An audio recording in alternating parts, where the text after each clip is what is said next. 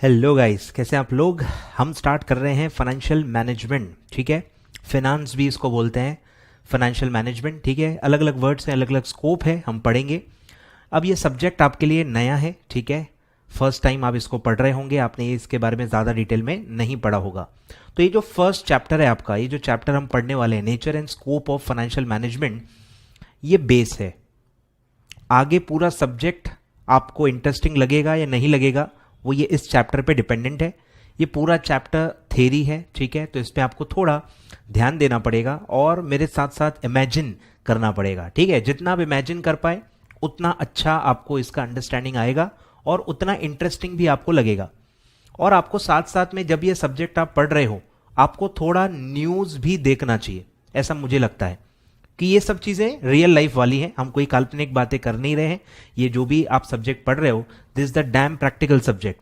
मतलब ये हर जगह आपको दिखेगा, इसके बारे में न्यूज़ में भी आता है और आप जिस फील्ड में काम करने वाले हो उसमें भी इसका बहुत ज़्यादा एप्लीकेशन है। ठीक है, तो ये सब्जेक्ट को इंटरेस्टिंग बनाने के लिए, या जो भी मैं एग्जाम्पल्स आपको दूंगा वो आपको तभी अच्छे से समझ में आएंगे या कनेक्ट होंगे जब आप न्यूज़ पढ़ोगे। तो न्यूज़ पढ़ते रहना है, न्यूज़ पढ़ते रहना है। ठीक है, तो चलिए स्टार्ट करते हैं। टॉपिक है nature and scope of financial management. ठीक है, नेचर पढ़ेंगे कि ये क्या टाइप का फील्ड है। इट्स अ फील्ड, समझ में आ रहा है। जैसे अकाउंटिंग एक फील्ड है, अलग अलग फील्ड्स होती हैं, वैसे ही फाइनेंशियल मैनेजमेंट एक पूरी फील्ड है जिसको आप पढ़ते हो और अप्लाई करते हो। तो इसका नेचर क्या है ये हम समझेंगे। मतलब इसमें अब एक डिस्कशन आएगा कि ये साइंस है कि आर्ट है, इसका एक आएगा डिस्कशन। तो हम देखेंगे क्या है क्या नहीं है। और आप फाउंडेशन से अगर हो, सीएस फाउंडेशन अगर आप पढ़ चुके हो तो आप मैनेजमेंट टॉपिक पढ़ चुके हो। मैनेजमेंट क्या होता है वो भी आप पढ़ चुके हो। ये भी एक फील्ड ऑफ मैनेजमेंट ही है, फाइनेंशियल मैनेजमेंट। और मैनेजमेंट का इंट्रोडक्शन भी आप पढ़ चुके हो कि मैनेजमेंट क्या होता है। उसमें भी एक सिमिलर टाइप का डिस्कशन आता है कि मैनेजमेंट भी आर्ट है कि साइंस है। तो जैसे आपने मैनेजमेंट के लिए पढ़ा है वही चीजें हम फाइनेंशियल मैनेजमेंट के लिए भी पढ़ेंगे, because it's a field of management only. इसलिए सब्जेक्ट में आपको दो पार्ट्स हैं, फाइनेंशियल मैनेजमेंट और स्ट्रैटेजिक मैनेजमेंट। ठीक है, चलिए स्टार्ट करते हैं। अब इसमें बहुत सारे डेफिनेशंस आएंगे, अलग अलग लोगों ने अलग अलग डेफिनेशंस दी हैं। ठीक है, अलग अलग समय पे दी हैं, जैसे जैसे वो डेवलप हो रहा था फील्ड। तो डेफिनेशंस में देखो रिपीटेशन बहुत होगा, अलग अलग चीज, अलग अलग लोग एक ही चीज बोल रहे हैं, हल्का हल्का उसमें वेरिएशन होगा। तो मैं बार बार रिपीट नहीं करूंगा, एक बार मैं पूरा अच्छे से एक्सप्लेन करूंगा और काफी चीजें मैं रीड करूंगा, क्योंकि इसमें कुछ एक्स्ट्रा बताने के लिए नहीं होगा। जब भी मेरे पास कुछ एक्स्ट्रा एक्सप्लेन करने के लिए होगा तब तब मैं आपको एक्सप्लेन करूंगा। जब रिपीटेटिव चीजें आएंगी तो मैं इसको रीड आउट करते जाऊंगा। ठीक है, तो इस तरह से हम इसको पढ़ने वाले हैं। और डेफिनेशंस फर्स्ट टाइम में याद नहीं होने वाली। Be realistic, be practical. Definitions धीरे धीरे आपको ख्याल में आएंगी। ये जो नाम है, क्योंकि एमसीक्यू पेपर है तो एक आध दो क्वेश्चन नाम पे भी आ सकते हैं।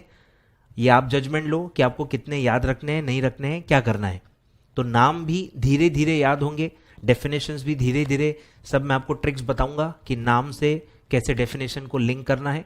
सब कुछ धीरे धीरे होगा। कोई हार्ड एंड फास्ट माइंड में ये मत कर लेना कि सब एक बार में ही सब हो जाएगा। धीरे धीरे होगा। सब्जेक्ट बहुत लंबा है, हर चैप्टर कनेक्टेड है, हर चैप्टर का लिंक इस चैप्टर से है। इसलिए मैंने बोला ये बेस है, इससे आपको आगे के चैप्टर के कनेक्शन समझेंगे और क्यों क्या पढ़ रहे हैं अपन वो सब आपको समझ में आएगा। ये फर्स्ट चैप्टर बहुत ज्यादा इंपॉर्टेंट है। ठीक है, चलिए स्टार्ट करते हैं। तो फर्स्ट टॉपिक है सर मीनिंग ऑफ फिनांस। ठीक है, फिनांस, फाइनेंशियल मैनेजमेंट। ठीक है, धीरे धीरे वर्ड्स डेवलप हुए हैं और स्कोप बढ़ते गया है।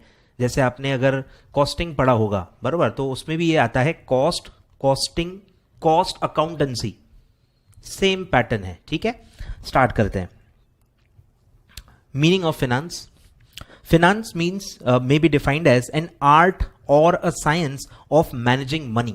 अब ये 10 बार आएगा, मनी वर्ड बार बार आएगा, तो मैं पहले ही एक्सप्लेन कर देता हूं कि फिनांस मतलब पैसा, पैसे से रिलेटेड कोई भी चीज अगर आप पढ़ रहे हो that is the finance field. अब उसमें बहुत सारे सब फील्ड्स बन गए हैं कि फिनांस जो पैसा है वो आप पर्सनल लेवल पे भी पढ़ते हो। जैसे घर पे आप देखते हो अपनी मम्मी और पापा को, तो आप खुद देखो वो भी पैसे में डीलिंग करते ही हैं। उनका रोज का हर महीने का वो सब सिस्टम होता है, पैसे कहाँ से आएंगे, खर्चे कहाँ से निकलेंगे, फ्यूचर के खर्चों के लिए वो पहले से ही सोच के पैसे जमा करते हैं। कुछ प्लान्ड एक्सपेंसेस होते हैं, कुछ अनसर्टन चीज़ें अचानक से आ जाती हैं। तो ये चीज़ें आप घर पे भी देख रहे हो, तो उसको इसलिए बोलते हैं पर्सनल फिनांस।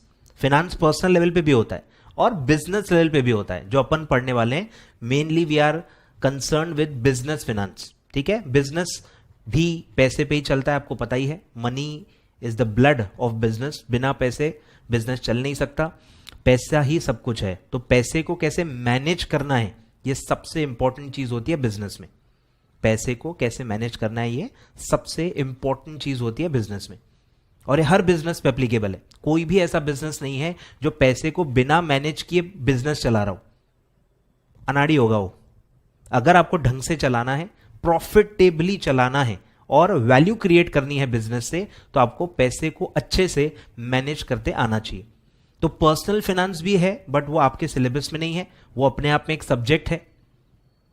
और आप जो पढ़ रहे हो या जो हम जो अभी इसमें पढ़ने वाले हैं, that is all about business finance, कि पैसे को एक बिजनेस कैसे मैनेज करता है, वो हम इस सब्जेक्ट में पढ़ने वाले हैं, ठीक है। तो ये सब आएगा डिस्कशन एज एन आर्ट और साइंस। बारीकी से आपको थोड़ा बता देता हूं ताकि आपको ये लाइन समझ में आ जाए। जब भी हम कोई चीज साइंस साइंस बोलते हैं, साइंस का मतलब होता है कोई चीज को पढ़ना, समझना डिटेल में। तो अगर आप कोई भी चीज को डिटेल में पढ़ रहे हो, कंसेप्ट समझ रहे हो, वो होता है साइंस, साइंस फील्ड कि आप पढ़ रहे हो। मैनेजमेंट भी साइंस होता है कि मैनेजमेंट में टेक्निक्स होती हैं। पूरा मैनेजमेंट जो आप पढ़ रहे हो दैट इज अ साइंस, क्योंकि कुछ रूल्स हम पढ़ रहे हैं, कुछ एस्टैब्लिश्ड कंसेप्ट्स पढ़ रहे हैं जो सबके लिए एप्लीकेबल है और आपको यूज में आते हैं। तो जब आप पढ़ाई कर रहे हो उसकी, तो वो होता है साइंस। और जब आप उसको यूज कर रहे हो, उसको रियल लाइफ में अप्लाई कर रहे हो, तो उसको बोलते हैं आर्ट। आ रहा है समझ में? तो जब हम पढ़ते हैं तो वो तो सब लोग सेम ही पढ़ेंगे। तो science is applicable to all, universal है, बरोबर, सबके लिए सेम है। बट आर्ट यूनिक होता है, आपको पता ही होगा।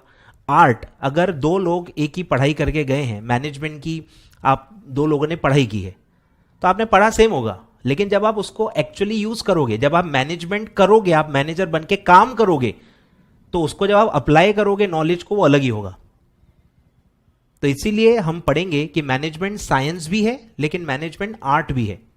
In the same lines financial management भी साइंस भी है, आर्ट भी है, क्योंकि आप पढ़ भी रहे हो कि फाइनेंशियल मैनेजमेंट क्या है, उसके अंदर क्या आता है, उसका प्रोसेस क्या है, उसमें क्या है, हर चीज हम पढ़ भी रहे हैं, इसीलिए वो साइंस है। लेकिन जब आप एक्चुअली फाइनेंशियल मैनेजमेंट को अप्लाई करोगे रियल लाइफ में, जब एक कंपनी के फाइनेंस मैनेजर आप बनोगे और काम करोगे, तो हर इंसान अलग अलग तरीके से काम करता है, उसके टेक्निक्स, उसका तरीका, उसके स्ट्रैटेजीज सबके अलग अलग होते हैं। Art is unique. आ रहा है समझ में? तो ये सब डिस्कशन आगे आने वाला है, तो इसलिए लिखा है एज एन आर्ट और अ साइंस। दोनों में मतलब दोनों के फीचर्स फाइनेंशियल मैनेजमेंट में मौजूद है, ठीक है। मतलब वो पूरी तरह से साइंस भी नहीं है, पूरी तरह से आर्ट भी नहीं है, पार्टली साइंस है, पार्टली आर्ट है, ठीक है। दोनों के फीचर्स उसमें मौजूद हैं। आगे बढ़ते हैं। It includes financial service and financial instruments. अब ये सब चैप्टर्स के नाम आ रहे हैं, ठीक है। फाइनेंशियल सर्विसेज मतलब कि जो भी आप ये काम करोगे, पैसे को मैनेज करोगे ना, तो जब भी आप पैसे को मैनेज करते हो, आपको अलग अलग लोगों की सर्विस लगती है पैसे को मैनेज करने के लिए या उससे रिलेटेड, तो वो सब आता है फाइनेंशियल सर्विस, क्योंकि आप पैसे को मैनेज करने के लिए सर्विसेज ले रहे हो, तो इसलिए उसका नाम क्या है, फाइनेंशियल।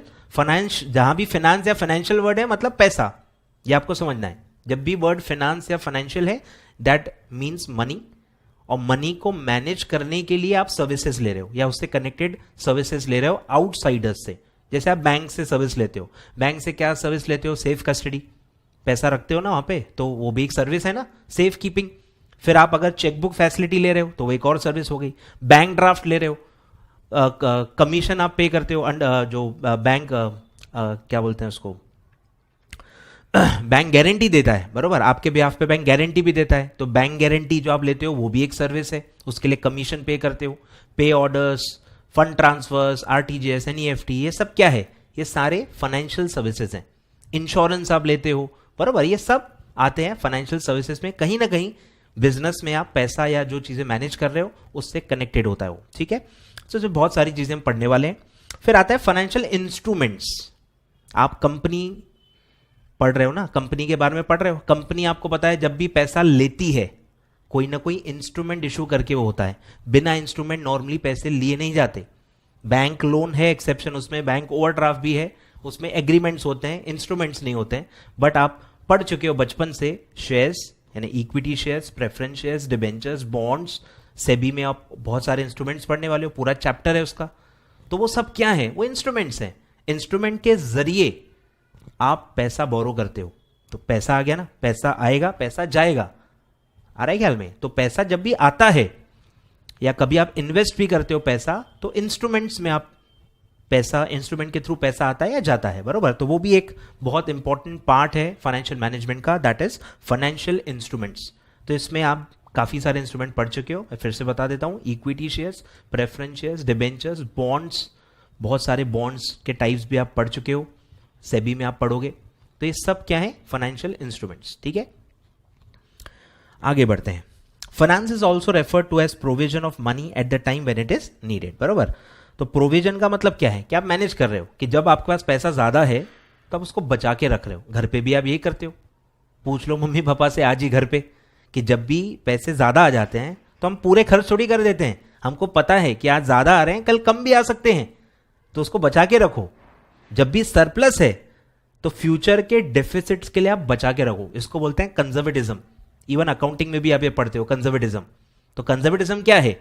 कि फ्यूचर में जो भी गलत चीजें होने वाली हैं या आपके खिलाफ जो भी सिचुएशंस आएंगी, उसको फेस करने के लिए, उससे निपटने के लिए आप कुछ चीजें आज बचा के रखते हो। आज में से कुछ बचा के रखते हो ताकि आपको फ्यूचर में कोई प्रॉब्लम ना जाए। तो वो होता है कंजर्वेटिज्म। ठीक है, तो ये फाइनेंस में भी होता है कि आप पैसा बचा के रखो। आज सरप्लस है, आज नीड नहीं है तो खर्च मत करो, बचा के रखो। जब पैसा कम होगा और नीड तो रहेगी हर बार, तो आप यूज करो तब। ठीक है, तो वो होता है provision of money at the time when it is needed. Provision का मतलब है सेविंग्स। क्या? पैसे सेव करो, इन्वेस्ट कर दो कहीं पे टेम्पररीली, और फिर जब पैसे की जरूरत आएगी तब आप विड्रॉ करके यूज कर लो। ठीक है, फिर है finance function is the procurement of funds. ठीक है, ये पूरा अभी अपन चैप्टर में यही पढ़ने वाले हैं कि फाइनेंस में दो काम होते हैं।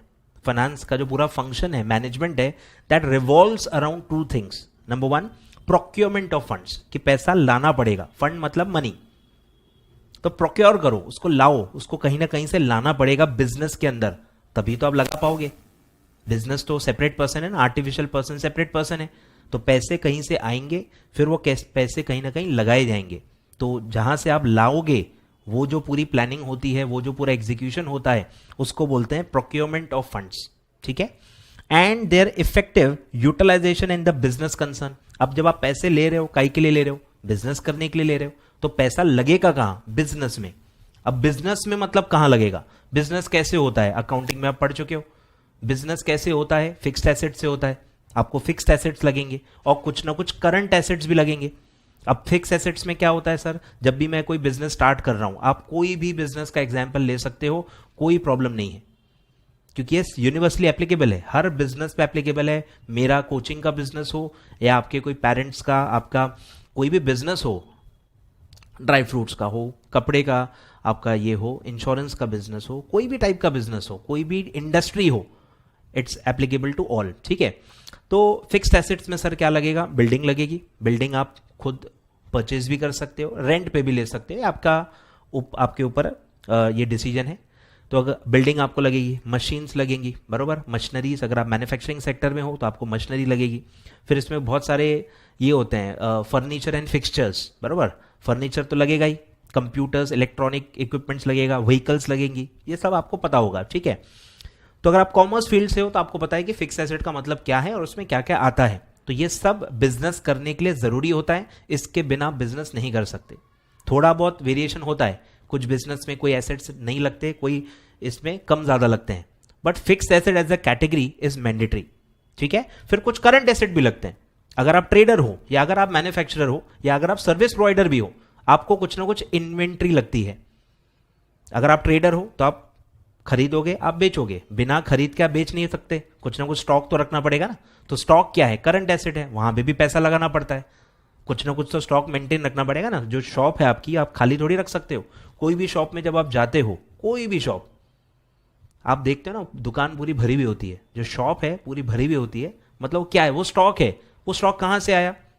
कुछ तो चलो क्रेडिट पे गुड्स आपने लिए होंगे, आपको क्रेडिट दिया होगा आपके सप्लायर ने। अरे पर पूरा थोड़ी दिया होगा, कुछ तो आपके जेब से भी पैसा लगता ही है। तो वो होता है इन्वेस्टमेंट इन स्टॉक। वो बिजनेस में आपका पैसा लगा हुआ है, जिसको अपन वर्किंग कैपिटल बोलते हैं, हम पढ़ेंगे आगे। तो स्टॉक में पैसा लगाओगे, कुछ ना कुछ डेटर्स से पैसा आना रहता है। आप क्रेडिट पे सेल करते हो, तो आपका क्रेडिट पे सेल किया है, मतलब आपने गुड्स बना के बेच दिए हैं, लेकिन पैसा अभी तक नहीं है। अरे पर गुड्स जब आपने बनाए थे, आपका पैसा तो लग गया ना उस पर, आपका पैसा लगा हुआ है, आपको मिला कुछ भी नहीं है, तो वो भी तो आपकी इन्वेस्टमेंट ही हो गई। तो डेटर्स में भी आपके पैसे लगे हुए हैं। तो ऐसे अलग अलग चीजें हम पढ़ेंगे। तो कुछ फिक्स्ड एसेट्स होंगे और कुछ करंट एसेट्स होंगे। और अगर ये दोनों में लगाने के बाद भी कुछ सरप्लस है, तो हम उसको खाली नहीं रखते, हम उसको कहीं ना कहीं इन्वेस्ट करते हैं। तो हम एफडी बनाएंगे, म्यूचुअल फंड्स में डालेंगे, अलग अलग हम पढ़ेंगे कि क्या क्या इन्वेस्टमेंट्स अपॉर्चुनिटीज होती हैं, टेम्पररी आप कहाँ कहाँ पैसा लगा सकते हो। ठीक है, तो ये सब को हम बोलते हैं इफेक्टिव यूटिलाइजेशन, कि पैसे आए तो हैं पर उसको यूटिलाइज करना आपकी जिम्मेदारी है, पैसा खाली नहीं रखना है।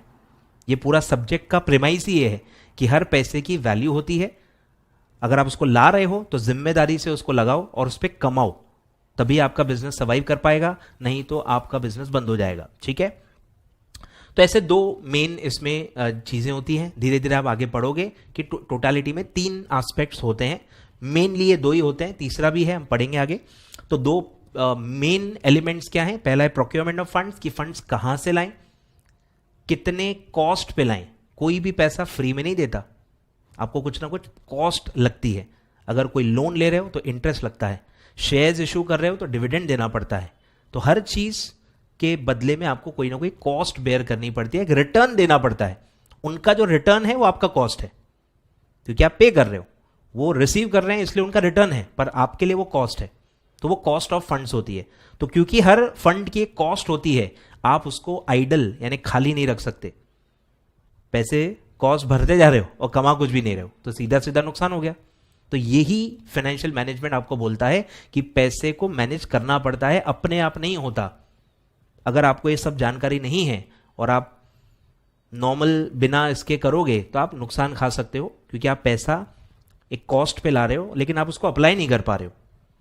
तो एक है प्रोक्योरमेंट, कि आपको पैसे कहां से लाने हैं, कम से कम कॉस्ट पे लाने हैं, और जितना अपने फेवर में हो टर्म्स उतना अच्छा होता है। और जब आप यूटिलाइज कर रहे हो, आपको बस इतना इंश्योर करना है कि जितना आप कॉस्ट भर रहे हो उससे ज्यादा कमाना है। जितना कॉस्ट आप भर रहे हो उस पर, उससे बस ज्यादा कमाना है। जैसे हम परचेज सेल करते हैं ना, ट्रेडिंग, 10 रुपए में आपने कोई चीज खरीदी है, तो बेसिक बच्चे को भी पता है कि क्या बेसिक चीज होगी इसमें, कि आप जब बेचेंगे तो 10 से ऊपर में ही बेचना है। 10 में खरीदा है तो आपका तो कॉस्ट ही 10 रुपए है, तो 10 से ज्यादा में बेचोगे तो ही आप प्रॉफिट कमाओगे, तो ही आप सर्वाइव कर पाओगे। वैसे ही फंड्स में, फंड्स में भी कॉस्ट होता है और फंड्स में भी कमाया जाता है। तो आपको यही मैच करना है कि परचेज प्राइस और सेल प्राइस, ये जो है ये आपको मैच करनी है। और हर वक्त सेल प्राइस जो होती है वो परचेज प्राइस से ज्यादा होनी चाहिए, तभी आपका प्रॉफिट बचेगा। तो फंड्स में भी सेम कंसेप्ट है। ठीक है, आगे बढ़ते हैं। फिर है Webster 9th new collegiate dictionary. ये सब नाम याद नहीं रखने, बहुत भयंकर नाम आने वाले पूरे सब्जेक्ट में। इसको बिल्कुल सीरियसली मत लेना, धीरे धीरे पढ़ते जाओगे, धीरे धीरे आदत होगी, धीरे धीरे याद होगा। अभी आपको सिर्फ कैजुअली इसको, इन नाम्स, ये जो वर्ड्स आएंगे सबको कैजुअली आपको रीड करना है। ठीक है, defines finance as the study of the science on the study of management of funds. ठीक है, एक तो साइंस है इनका बोलना है, जो कि है, पूरी तरह से साइंस है कि नहीं ये आर्ग्यूएबल है, पर ये साइंस तो है क्योंकि इसमें आप पढ़ रहे हो, स्टडी कर रहे हो, इन डिटेल रिसर्च कर रहे हो। स्टडी काय का है? Management of funds. तो 2 एलिमेंट्स हैं, एक है मैनेजमेंट जो कि एक एक्टिविटी है, एक प्रोसेस है, और काय पे प्रोसेस लगानी है आपको? फंड्स यानी कि मनी। तो अगर आप मनी को मैनेज कर रहे हो, that is called as finance, ऐसा इनका बोलना है डिक्शनरी का। ठीक है, and management of funds as a system that includes the circulation of money. अब ये देखो ओवरऑल लेवल पे उन्होंने बोला है कि क्या क्या चीजें इसमें आ सकती हैं। नंबर 1, सर्कुलेशन ऑफ मनी, कि मनी का जो सर्कुलर है, पहले किसी के पास जाएगा, फिर वहां से किसी और के पास जाएगा। Money is a flow concept, ये आप इकोनॉमिक्स में भी पढ़ चुके हो। Money is a flow concept, flow होते रहता है। इधर से उधर, इधर से उधर, तो वो घूमते रहता है। तो फिनेंस का भी मतलब वही है, it's a circulation of money, अलग अलग बिजनेस, अलग अलग हैंड्स के थ्रू वो सर्कुलेट होते रहता है। और उसको फैसिलिटेट करने के लिए ही हमने इंटरमीडियरीज बनाए हैं, जैसे बैंक्स होते हैं, यही फैसिलिटेट करते हैं कि मनी फ्लो होते रहे, मनी एक जगह अटक के ना रह जाए। तो इनके लिए ही हमने पूरा फाइनेंशियल सेटअप बनाया है कंट्री में। हमने बैंक्स क्रिएट किए हैं, पब्लिक फाइनेंशियल इंस्टीट्यूशंस क्रिएट किए हैं, बहुत सारे अलग अलग बैंक्स, अलग अलग इंस्टीट्यूशंस क्रिएट किए हैं, जिनसे ये फ्लो स्मूथ चलते रहता है। ठीक है, तो circulation of money, granting of credit, बराबर, क्रेडिट मतलब लोन, तो बैंक्स की बात हो रही है, ग्रांटिंग ऑफ क्रेडिट मतलब बैंक्स का जो काम है। मेकिंग ऑफ इन्वेस्टमेंट्स, ठीक है, ये भी बैंक के थ्रू ही होता है, या अलग अलग जो इंस्टीट्यूशंस है, इंटरमीडियरीज बोलेंगे, इनके थ्रू ही ये सब फैसिलिटेट होता है। And provision of banking facility, बराबर, बैंकिंग फैसिलिटीज जो मैंने बताया था, चेक फैसिलिटी, फंड ट्रांसफर्स, ये सब भी आपको हेल्प करता है आपके बिजनेस को स्मूथली परफॉर्म करने में। ठीक है, ये सब फाइनेंस फील्ड में आता है, ऐसा इस डिक्शनरी का बोलना है। ठीक है, तो ये तो ओवरऑल हो गया कि पूरी फाइनेंस फील्ड क्या है। तो उसमें बहुत सारी चीजें होती हैं, वो आप पर्सनल लेवल पे कर रहे हो या बिजनेस लेवल पे कर रहे हो, फर्क नहीं पड़ता, फाइनेंस में सब कुछ आता है। पर अब हमको पढ़ना क्या है, हमको पढ़ना है बिजनेस फाइनेंस, कि हमको बिजनेस एक्टिविटी में पढ़ना है कि बिजनेस में पैसा कहां से आ रहा है, बिजनेस में पैसा कहां लग रहा है, और हम उसको कैसे मैनेज कर रहे हैं, प्रॉफिटेबली, एफिशिएंटली उसको मैनेज कर पा रहे हैं या नहीं कर पा रहे हैं, यही हमको समझना है। चलिए, अब बिजनेस फाइनेंस को डिफाइन किया है काफी सारे लोगों ने, तो हल्का हल्का फर्क है, बहुत ज्यादा फर्क नहीं है। According two wheeler, business finance is that business activity, ठीक है, ये भी एक बिजनेस एक्टिविटी है, बिजनेस में पैसे के को मैनेज करना भी एक बिजनेस एक्टिविटी है। ठीक है, विच कंसर्न्स विद द एक्विजिशन, ठीक है, सेम, एक्विजिशन मतलब खरीदना, मतलब फंड्स बोरो करना। ठीक है, acquisition and conversion of capital funds, ठीक है, कैपिटल मतलब जो बोरोइंग होती है, जो लॉन्ग टर्म के लिए ली जाती है, ये आपकी कमाई नहीं है, किसी से लोन ले रहे हो तो वापस करना है, तो उसको बोलते हैं कैपिटल फंड्स, मतलब जो आपको वापस करना है, और जब तक आप यूज कर रहे हो उस पर आपको कोई ना कोई रिटर्न पे करना है, तो that are known as capital funds. ठीक है, और रेवेन्यू फंड्स क्या होते हैं, जो आपने कमाया है, जो आपको लौटाने ही नहीं है, वो आपकी कमाई है, क्योंकि आपने गुड्स दिए हैं या आपने सर्विसेज दी हैं, कोई ना कोई सर्विस देके वो आपने कमाई है और वो आपकी है। और कैपिटल फंड्स मतलब जो आपको लौटाने हैं, और जब तक आप यूज कर रहे हो तब तक आपको रिटर्न भी देना है उस पर, these are known as capital funds. ठीक है, तो वो दिया है business activities concerns with acquisition conversion of capital funds and meeting the financial needs and overall objectives of the business enterprise. ठीक है, हर बिजनेस का एक मोटिव होता है, आपको पता ही है, बिजनेस बिना प्रॉफिट सर्वाइव नहीं कर सकता है। मैक्सिमाइजेशन ऑफ प्रॉफिट, ये बहुत ही नॉर्मल ऑब्जेक्टिव होता है बिजनेस का। और प्रॉफिट कब कमाओगे, जब आप बिजनेस को प्रॉफिटेबली चलाओगे, मतलब फंड्स का जो बोरोइंग है और फंड्स का जो यूटिलाइजेशन है, उसको अगर आप मैनेज कर लो तो आप प्रॉफिट में रहोगे, ये इंश्योर हो जाता है। ठीक है, तो ये सब है कि जब जब आपको फाइनेंशियल नीड होगी, उसमें अगर आप पूरा अरेंजमेंट कर रहे हो कि कैसे एक्वायर करें, कहाँ से करें, कितना करें, कितने समय के लिए करें, तो ये सब बिजनेस फाइनेंस होता है। ठीक है, फिर है according to Guthmann and Dougall, business finance can broadly be defined as the activity concern with, अब ये मैनेजमेंट वाली डेफिनेशन है कि हर मैनेजमेंट में ये स्टेप्स होती हैं, आप पैसे को मैनेज करो, पर्सन को मैनेज करो, डिपार्टमेंट को मैनेज करो, कंट्री को मैनेज करो, स्टेट या सिटी को मैनेज करो। जब भी आप मैनेजमेंट पढ़ रहे हो, ये सारे स्टेप्स यूनिवर्सली एप्लीकेबल होते हैं। ठीक है, तो पहला स्टेप सेम, प्लानिंग, कि जब भी कोई चीज को आप मैनेज करते हो तो आपको प्लान करना पड़ता है, बरोबर, फाउंडेशन में और फर्स्ट ईयर में आप कहीं ना कहीं पढ़ चुके हो सब, तो planning is the starting point. कोई भी चीज को मैनेज करना है, यू हैव टू प्लान।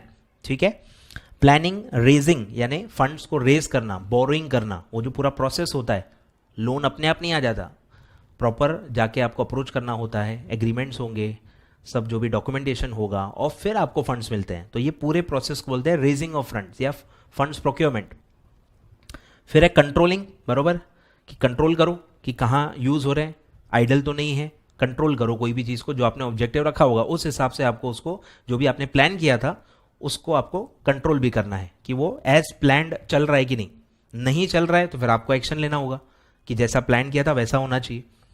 फिर है administering of the funds used in the business, बराबर, तो फिर आप उसको एडमिनिस्टर करो, उसको रोज देखते जाओ कि कहाँ लगाना है, और अगर आ गए हैं तो कुछ वापस भी कर सकते हो, बराबर, कि कुछ फंड्स अगर एक्स्ट्रा हैं तो बोरिंग्स रीपे करते जाओ ना, फालतू कॉस्ट क्यों बेयर करें? अगर आपके पास पैसा ज़्यादा आ गया है, आप कमा रहे हो, तो आप रीपे भी करते जाओ बोरिंग्स को। तो ये सब एडमिनिस्ट्रेशन में आता है। आगे बढ़ते हैं। In the words of Prather and Wert, business finance deals primarily with raising, ठीक है। अब देखो मैनेजमेंट वाले वर्ड हटा दिए, रेजिंग कि पैसे लाना, रेज करना, बोरो करना, एडमिनिस्ट्रिंग उसको एडमिनिस्टर करते रहो, और डिसबर्सिंग फंड्स, कहीं ना कहीं आपको पैसे लगाने पड़ेंगे, जिसमें मैंने आपको बता दिया फिक्स्ड एसेट्स बाय करने हैं, करंट एसेट्स बाय करने हैं। अगर आपका लोन का ही बिजनेस है, लोन लेके आप लोन देते हो, दैट इज ऑल्सो बिजनेस, तो आप लोन देना भी आपके लिए डिसबर्समेंट में आएगा, बरोबर। तो ये सब आएगा। Disbursing funds by privately owned business units operating in non financial fields of industry. अब ये इनका बोलना है, non financial fields. Financial field क्या है? जो मैंने बताया, लोन लेना, लोन देना, it's a finance enterprise, financial enterprise में आता है। अगर आपका रोज का काम क्या है? लोन लेना, लोन देना। जैसे bank, bank is a financial enterprise. तो यहां उन्होंने वही बोला है कि बिजनेस फिनांस मतलब फाइनेंशियल बिजनेस छोड़ के जो नॉर्मल बिजनेस होते हैं, मैन्युफैक्चरिंग, ट्रेडिंग, सर्विस सेक्टर, ये सबको बोलते हैं नॉन फाइनेंशियल फील्ड, जिसमें आपका डे टू डे काम लोन लेना देना नहीं होता है। आपको लोन क्यों लेना है? ताकि आप फिक्स्ड एसेट्स बाय कर पाओ, आप करंट एसेट्स बाय कर पाओ, आपको एक्चुअल बिजनेस एक्टिविटी के लिए पैसे चाहिए, वो होता है नॉन फाइनेंशियल फील्ड्स, ठीक है। तो ये तीन अलग अलग देखो डेफिनेशंस थी। इसमें मैं वही बोल रहा हूं कि अब आप दिमाग लगा सकते हो कि हर नाम से कुछ वर्ड्स मैच करके रखो, ताकि वो वर्ड से आप नाम पहचान पाओ। अब बहुत सारे डेफिनेशन है, इसलिए मैंने बोला धीरे धीरे होगा, एक ही दिन में सब नहीं होगा, धीरे धीरे आप कर लोगे। जैसे अभी मैंने आपको बताया, एक पंचवर्ड जैसे ये आप ध्यान दे सकते हो, नॉन फाइनेंशियल फील्ड। अब आप देख सकते हो कि तीनों डेफिनेशन में एक ही में ये यूनिक वर्ड है, तो आप ये नाम, ये वर्ड हाईलाइट कर लो। नॉन फाइनेंशियल फील्ड, ये वर्ड्स किस में है? पार्थर एंड वर्ट, आए ख्याल में। फिर जो है देखो, इसमें एक्विजिशन एंड कन्वर्जन वर्ड्स था, तो वो व्हीलर में है। और रेजिंग, सॉरी प्लानिंग वाला जो वर्ड था वो किस में था? देखो, गुथुमन एंड डॉगल। तो ऐसे आपको वर्ड्स को मैच करके रखना है, और वो बस वो वर्ड से आपको नाम क्लिक हो जाना चाहिए। ये धीरे धीरे होगा, मैं भी कर चुका हूं ये सब, तो धीरे धीरे होगा, पेशेंस थोड़ा सा ज्यादा लगता है। आगे बढ़ते हैं। फिर है कॉर्पोरेट फिनांस, बराबर, ये है आपका डोमेन। कॉर्पोरेट फिनांस मतलब बिजनेस फिनांस में क्या होता है? कॉर्पोरेट, नॉन कॉर्पोरेट सब आ जाता है। अगर मैं सोल प्रोप्राइटरशिप हूं, एचयूएफ हूं, उसमें भी बिजनेस फिनांस आता है। वो भी तो पैसे में ही डील कर रहे हैं ना, उनको भी पैसे लगते हैं, वो भी बिजनेस करते हैं, पर वो कॉर्पोरेट थोड़ी है। आ रहा है समझ में? तो आप पूरे बिजनेस को अभी दो में डिवाइड कर रहे हो, कॉर्पोरेट, नॉन कॉर्पोरेट। तो आपकी पढ़ाई में अब ज्यादा फोकस किसका है? Corporates, because you are company secretary, या जो भी आप कोर्स कर रहे हो, आप कंपनी सेक्रेटरी, मतलब कंपनी से रिलेटेड आपका डोमेन है। इसीलिए बिजनेस फाइनेंस के अंदर आप क्या पढ़ रहे हो? कॉर्पोरेट फाइनेंस, यानी कंपनी या जो भी आर्टिफिशियल पर्संस हैं वो कैसे फंड्स को मैनेज करते हैं, वो हम स्टडी कर रहे हैं, ठीक है। तो ये है corporate finance. Corporate finance is concerned with budgeting. अब ये सब आएगा, पूरे चैप्टर्स के नाम है। बजटिंग, बजटिंग क्या होता है?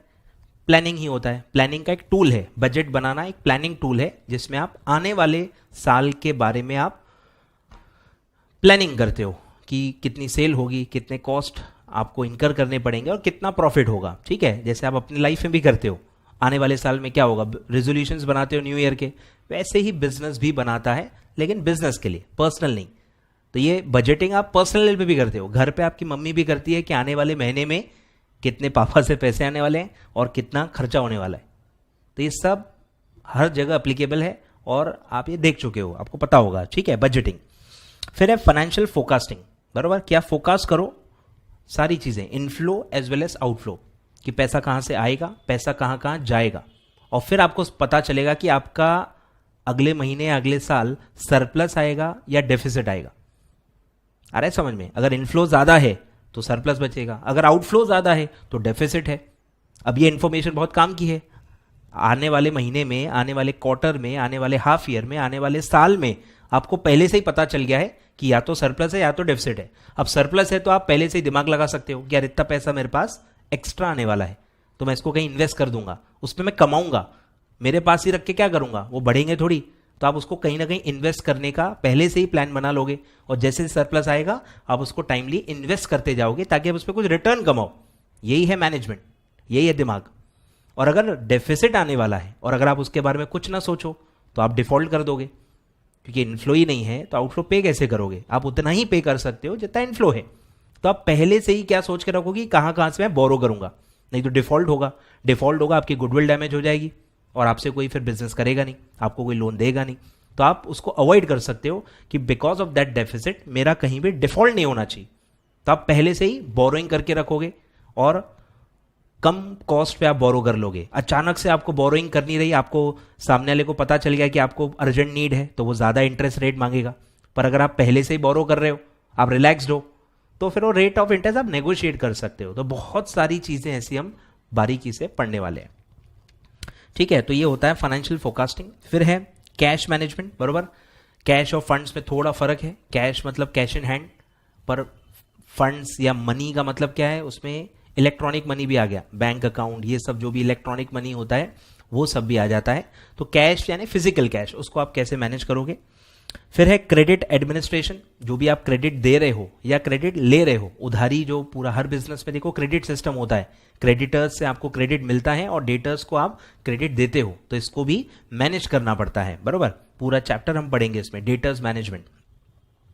फिर है investment analysis and funds procurement of the business needs to adopt modern technology and application suitable to dynamic global environment. तो ये वही बोल रहे हैं कि पैसे की जो नीड है वो बहुत अलग अलग होती है।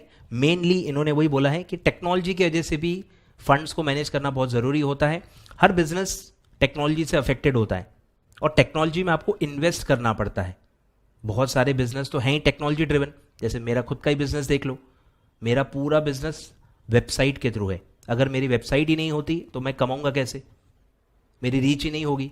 तो वेबसाइट मतलब टेक्नोलॉजी, आपको मैं रिकॉर्ड करके दे रहा हूँ, दिस इज ऑल्सो टेक्नोलॉजी। तो मुझे पैसा लगाना पड़ता है, सॉफ्टवेयर्स लेने पड़ते हैं अलग अलग चीज़ों के लिए, वीडियो रिकॉर्डिंग, वीडियो एडिटिंग, फिर आप तक कैसे पहुँचाया जाए, आपके डाउट्स कैसे सॉल्व किए जाएँ। तो हर चीज़ में I am using technology and I have invested money in technology. तो मेरे लिए वो फिक्स एसेट है, लाइसेंसेस लिए हुए हैं, मैंने सॉफ्टवेयर परचेसेस किए हुए हैं, तो ये सब मेरे लिए फिक्स्ड एसेट्स हैं, मतलब इंटेंजिबल फिक्स्ड एसेट्स, बराबर। तो टेक्नोलॉजी बहुत सारे सेक्टर्स में बहुत रेलेवेंट है और टेक्नोलॉजी ऐसा है कि अगर आप उस पर ध्यान ना दो, आपका बिजनेस ही आउटडेटेड हो जाएगा और फिर बिजनेस करके फायदा नहीं है। तो इसीलिए टेक्नोलॉजी में इन्वेस्ट करने के लिए भी आपको पैसे लगते हैं और वो भी इसलिए फाइनेंशियल मैनेजमेंट का एक पार्ट होता है, ठीक है। तो ये सब देखो है कॉर्पोरेट फाइनेंस। अब आगे बढ़ते हैं। तो हमने फाइनेंस पढ़ा, हमने बिजनेस फाइनेंस पढ़ा, दो टॉपिक्स हमने पढ़ लिए। फाइनेंस पूरी फील्ड है जैसे बहुत सारी चीज़ें आती हैं, पर्सनल फाइनेंस, बिजनेस फाइनेंस। फिर बिजनेस फाइनेंस के अंदर मैंने बताया कॉर्पोरेट फाइनेंस या नॉन कॉर्पोरेट फाइनेंस, ऐसे दो फील्ड्स आप बना सकते हो। अब आगे बढ़ते हैं, अब हम मुद्दे पे आ रहे हैं कि फाइनेंशियल मैनेजमेंट क्या है। हमने फाइनेंस तो पढ़ लिया, हमने मैनेजमेंट भी पढ़ लिया, अब फाइनेंशियल मैनेजमेंट में क्या आता है और अलग अलग लोगों ने फाइनेंशियल मैनेजमेंट का स्कोप कैसे डिफाइन किया है, अलग अलग समय पे है, धीरे धीरे इसका स्कोप बढ़ते जाता है। तो चलिए देखते हैं कि क्या है।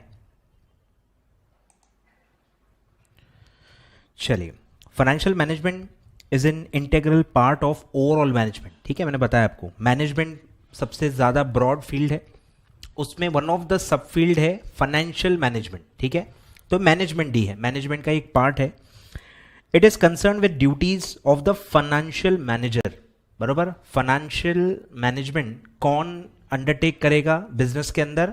फाइनेंस मैनेजर, जो अपन पढ़ेंगे, ठीक है। कंपनी में कॉर्पोरेट स्ट्रक्चर में प्रॉपर मैनेजर्स होते हैं, आपको पता ही है, lower level, middle level, top level. तो उसमें फाइनेंस मैनेजर एक सेपरेट फंक्शनल मैनेजर होता है जो सिर्फ फाइनेंस के बारे में देखता है, ठीक है। In the business firm the term financial management has been defined by different experts as under number 1 Solomon, ठीक है। सेल्मन ने क्या कैसे डिफाइन किया है? It is concern with efficient use of an important economic resource, ठीक है। जैसे काफ़ी सारे रिसोर्स होते हैं, फिजिकल रिसोर्स हैं, लैंड, लेबर, आप सब पढ़ चुके हो। वैसे ही कैपिटल भी आता है उसमें, तो कैपिटल भी एक इकोनॉमिक रिसोर्स है, वो भी लिमिटेड होता है, उसको भी आपको एफिशिएंटली यूज करना चाहिए। अब what do you mean by efficiently? कब पता चलेगा कि हम एफिशिएंट यूज कर रहे हैं या कब पता चलेगा कि नहीं कर रहे हैं? तो प्रॉफिट लॉस से पता चलेगा। अगर आप प्रॉफिटेबल हो मतलब आप पैसों को अच्छे से यूज कर रहे हो, पर अगर आप लॉस में हो, या और थोड़ा सा एक्यूरेटली बताऊं मैं, तो अगर जो मैंने आपको बताया कॉस्ट ऑफ फंड्स जो है उससे ज़्यादा अगर आप फंड्स पे रिटर्न कमा रहे हो, मतलब एफिशिएंटली यूज़ कर रहे हो, पर अगर आपका कॉस्ट ऑफ फंड ज़्यादा है और उस पर कमाई कम है, पर रुपी पे जो कॉस्ट आप बेयर कर रहे हो वो अगर ज़्यादा है और पर रुपी पे जो आप कमा रहे हो वो अगर कम है, तो आप इनएफिशिएंट हो फंड्स मैनेजमेंट में, ये समझ में आ जाएगा। ठीक है, तो ये दिया है इकोनॉमिक रिसोर्सेस नेमली कैपिटल फंड्स, यानी बोरिंग्स, जो आप पैसा बिजनेस में ला रहे हो बाहर से, जिस पे आप कॉस्ट बेयर कर रहे हो, उसको एफिशिएंटली आपको यूज करना है, and that is all about financial management. फिर है Howard and Upton, financial management as an application of general management principle. ठीक है, एप्लीकेशन, अब ये थोड़ा आर्ट साइड में आ गया कि जो आप पढ़ते हो मैनेजमेंट वो तो है ही, पर अब आपको अप्लाई करना है। ये प्रैक्टिकल फील्ड है जिसमें आपको चीज़ें एक्चुअली जाके मैनेज करनी है कंपनी के अंदर। तो as an application of general managerial principles, ठीक है, जो मैनेजमेंट के प्रिंसिपल्स हैं या जो प्रोसेस हमने पढ़ा था, प्लानिंग और ये सब जो आप पढ़ते हो ना, तो ये सब जो प्रिंसिपल्स होते हैं ये आपको अप्लाई करने पड़ते हैं। Financial management is also management, तो उसमें भी ये सारे स्टेप्स आपको यूज करने हैं और ये सब हम आगे पढ़ने वाले। टू द एरिया, बरोबर, सारे स्टेप्स वो होंगे, लेकिन अपना जो दायरा है अब वो सिर्फ फिनांस है, मतलब पैसा। ठीक है, area of financial decision making, पैसों से रिलेटेड जो डिसीजन आपको लेना है वो जब आप लोगे और उसमें जब आप मैनेजमेंट के प्रिंसिपल्स यूज करोगे, that is known as financial management as per Howard and Upton. ठीक है, तो देखो सब अलग अलग है, तो आपको इसमें भी थोड़े से वर्ड्स को मैच कर लेना है। तो इकोनॉमिक रिसोर्स वर्ड है तो सैल्मन, ठीक है, फाइनेंशियल डिसीजन मेकिंग है तो हार्वर्ड एंड अपटन।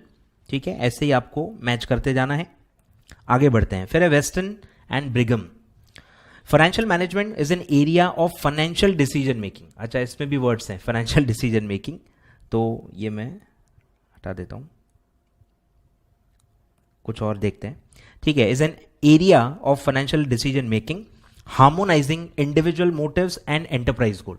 ये बहुत अच्छी लाइन है। ये बहुत बड़ा कॉन्फ्लिक्ट होता है हर बिजनेस के अंदर, फाइनेंस मैनेजर को कॉन्फ्लिक्ट होता है, बराबर, कि अपने लिए सोचे या बिजनेस के लिए सोचे, अपने लिए सोचे या बिजनेस के लिए सोचे। क्योंकि आप अपने लिए जब सोचते हो कि आपका रेम्यूनरेशन ज्यादा हो, तो आपका रेम्यूनरेशन आपके लिए तो कमाई है, अरे पर बिजनेस के लिए तो खर्चा है ना। तो अगर आप अपने बारे में सोच रहे हो मतलब आप बिजनेस के खिलाफ हो, क्योंकि उतना कॉस्ट बिजनेस का बढ़ते जाएगा। और आप ये रियल लाइफ में भी देखना, मुकेश अंबानी इसका बहुत बड़ा एग्जाम्पल है।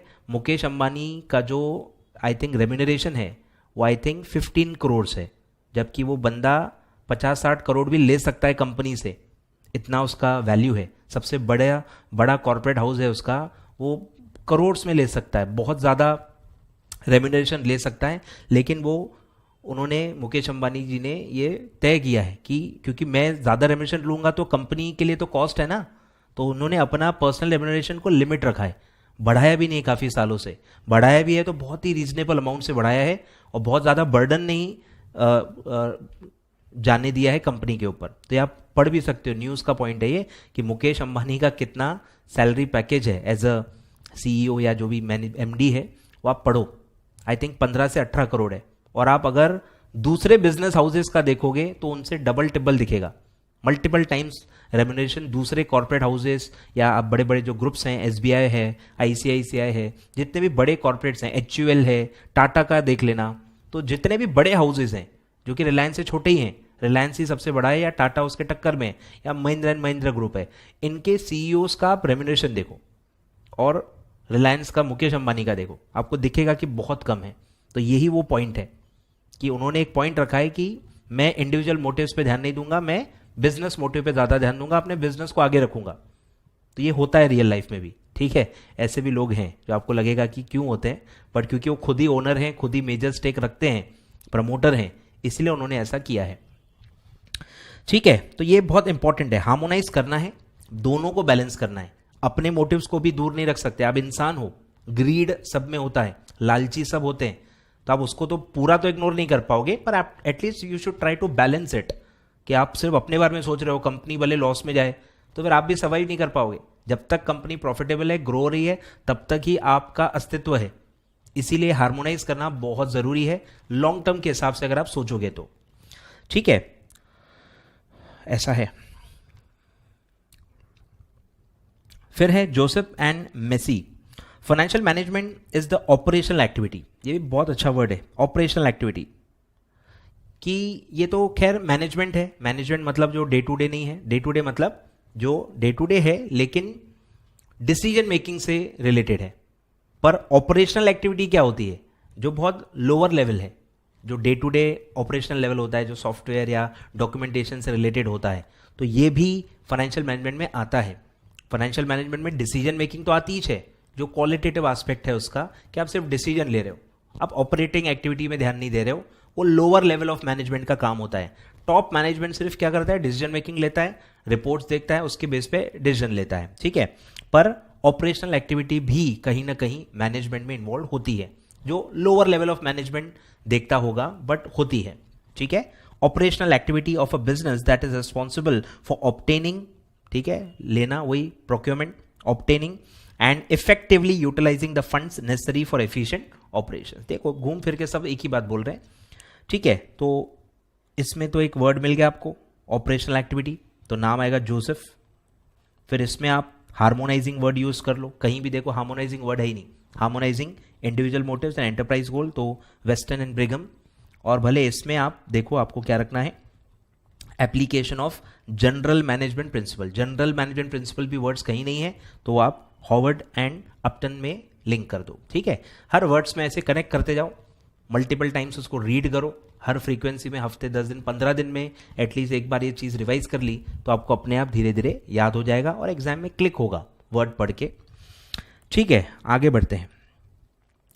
Thus, financial management is broadly concerned with raising of funds, जो मैंने बताया सबसे इंपॉर्टेंट एस्पेक्ट है procurement of funds।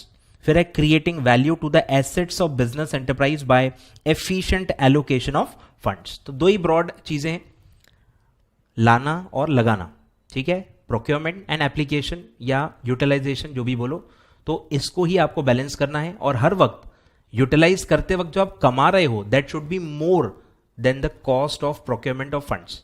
तो आप बिजनेस ढंग से कर रहे हो तो आप फाइनेंशियल मैनेजमेंट का फायदा ले रहे हो, ऐसा माना जाएगा। It is the study of integration of flow of funds in the most optimal manner to maximize the returns of the firm by taking proper decisions in utilizing the funds. बराबर, आपको ऑप्टिमल मैनर में करना है। Optimal क्या है कि आपको अपने बेस्ट एफर्ट देने। देखो चीजें जितना आप टाइम दोगे बेटर होते जाती हैं, बट आप कितना टाइम दोगे। जैसे आपको लोन लेना है, 15 डेज आपके पास है, अब 15 डेज में आपके पास एक लिमिटेड टाइम हो गया, कितने बैंक्स के पास आप जा पाओगे। सोचो एक बिजनेस है उसको 15 दिन में पैसे चाहिए और एक बिजनेस है जिसको 15 महीनों में पैसे चाहिए, दोनों का ऑप्टिमम मैनर अलग होगा क्योंकि आपके पास 15 दिन है। ऑप्टिमम आपके लिए अलग होगा कि 15 दिन में आप कितने लोगों से मिल पाओगे, कितने लोगों से लोन मांग पाओगे, क्या टर्म्स नेगोशिएट कर पाओगे। आप थोड़े प्रेशराइज्ड होते हो, लेकिन अगर आपके पास 15 मंथ्स है तो आप प्रेशराइज नहीं होते हो, आप बहुत ज़्यादा एवेन्यूज देखते हो, आपके पास चॉइसेस बहुत ज़्यादा होती हैं, आप प्रेशराइज नहीं हो सकते, तो उनका ऑप्टिमम मैनर अलग होता है। तो ऑप्टिमम मतलब उसको डिफाइन नहीं कर सकते, based on the external forces, based on the market sentiments, based on your image, your current profits, उसमें जो भी आप बेस्ट कर पाते हो वो होता है ऑप्टिमम। तो it is different for different companies and different situations, ठीक है। और आपको बस कोशिश करनी है to maximize the return. Return आपका मैक्सिमाइज करना है, यही आपका ऑब्जेक्टिव है। दो तरीके से कर सकते हैं, या तो आप कमाई बढ़ाते जाओ, कॉस्ट को कांस्टेंट रखो, या तो अगर आप कमाई बढ़ा नहीं पा रहे क्योंकि वो आपके हाथ में नहीं है तो आप कॉस्ट को घटाओ। तो ऐसे दो रास्ते होते हैं, तो आप एट ए टाइम एक रास्ता यूज करो या दोनों भी यूज करो। थोड़ा थोड़ा कॉस्ट को भी घटाते रहो और कोशिश करो कि थोड़ी थोड़ी अर्निंग को भी बढ़ा पाओ। यही डे टू डे बिजनेस है, यही मैनेजमेंट है कि थोड़ा थोड़ा कॉस्ट को घटाओ, बोरोइंग का कॉस्ट जितना कम हो सकता है उतना करते जाओ और कमाई का रिटर्न जितना बढ़ा पाओ उतना बढ़ाते जाओ। तो बस यही आपका फाइनेंशियल मैनेजमेंट है, ठीक है। फिर है in other words raising of funds should involve minimum cost. देखो बता दिया मैंने, ऑप्टिमम वर्ड का भी मतलब यही होता है कि कॉस्ट मिनिमाइज करना है जितना हो सके, कोई ऐसा परसेंटेज नहीं होता, आपको बस कोशिश करनी है, नेगोशिएट करना है, एवेन्यूज ढूंढने हैं। जैसे आप शॉपिंग करने जाते हो, 4-5 दुकान तो कम से कम घूमते हो ना, ताकि कम से कम रेट पे मिले। आप पहले ही दुकान में जाके सब लेके आ जाओगे तो आपने मिनिमाइज तो किया ही नहीं, आपने तो ऑप्शंस को ही इवैल्यूएट नहीं किया। तो बस बोरोइंग्स में भी आपको यही करने हैं कि ऑप्शंस को इवैल्यूएट करना है, जितने भी अवेलेबल ऑप्शंस हैं उनमें से जो भी मिनिमम है अगर आप वो ले रहे हो तो आप सेटिस्फाई रह सकते हो कि ठीक है मैंने कोशिश की, मुझे ये मिनिमम मिला, पर कोशिश करनी है। बस यही मैनेजमेंट आपको बोलता है कि आपको कोशिश करना है, नेगोशिएट करना है, सारे ऑप्शंस को इवेल्युएट करना है और उसके बाद जो आप डिसीजन लोगे वो ऑप्टिमम होगा, अच्छा होगा और बेस्ट होगा। तो कॉस्ट को मिनिमाइज करना है and to bring maximum return. तो बस यही आपका फाइनेंशियल मैनेजमेंट है। कॉस्ट को रोज कोशिश करनी है कि घटा पाएं और रिटर्न को रोज कोशिश करना है कि बढ़ा पाएं। इससे आपका प्रॉफिट बढ़ते जाएगा और यही आपको डे टू डे करना है। ठीक है, तो ये सर पहला पार्ट हुआ अपना इंट्रोडक्शन। इसको अब आगे बढ़ाएंगे। देखो नेक्स्ट पार्ट से मैं इसको आगे बढ़ाऊंगा। फाइनेंशियल मैनेजमेंट के बारे में ही बातें होंगी। अब ये चीज़ें बार बार रिपीट होंगी तो मैं बार बार पूरा डिटेल में नहीं बताऊंगा, पर आपको एक ओवरव्यू देते रहूंगा क्योंकि आप अलग अलग दिन पे ये सारे लेक्चर्स देखोगे तो मैं थोड़ा थोड़ा ब्रीफ में आपको बताते जाऊंगा। पर चीज़ें यही हैं, प्रोक्योरमेंट और यूटिलाइजेशन, बार बार यही चीज़ें आने वाली हैं और अपन आगे नेक्स्ट लेक्चर में इसको कंटिन्यू करेंगे।